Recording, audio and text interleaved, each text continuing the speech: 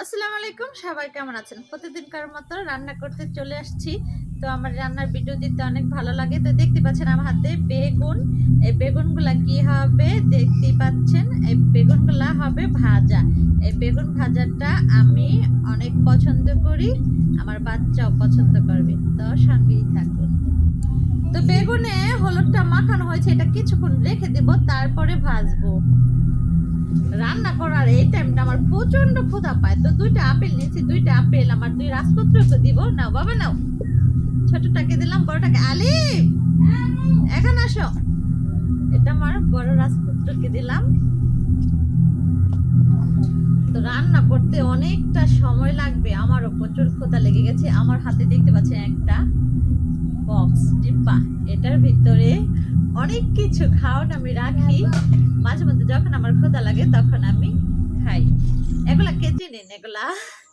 এগুলাকে আমরা বলি মোরালি, খেতে কিন্তু খুবই টেস্ট।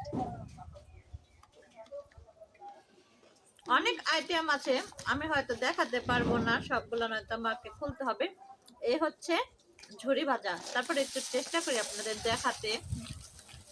এটা কে চিনেন? এটা এটা আমরা খাই হচ্ছে বিন্নি আছে না, যেটা বলে মেলার ভিতরে পাওয়া যায়, ওটার সাথে আমি সেটাও দেখাচ্ছি। বিন্নিটা ওটা প্যাকেট করা, পরে দেখাবো না। তো এগুলো আমরা কি দেখাই সেটা আমি দেখাচ্ছি। মিষ্টি অনেক, আমি তেমন একটা পছন্দ করি না, কিন্তু বছরে একবার তো মেলায় পাওয়া যায়, এর জন্য আমি শখ করে কিনি। খাই আর না খাই কিন্তু কিনে রাখি। এগুলাকে বলে এই বিন্নি। আর এগুলা আমি নাম জানি না, কিন্তু মেলার ভিতর পাওয়া যায় বছরে একবারই আমাদের এখানে আসে। তো আমি শখ করে কিনে রাখছি, যতটুকু পারি খাবো। এই হচ্ছে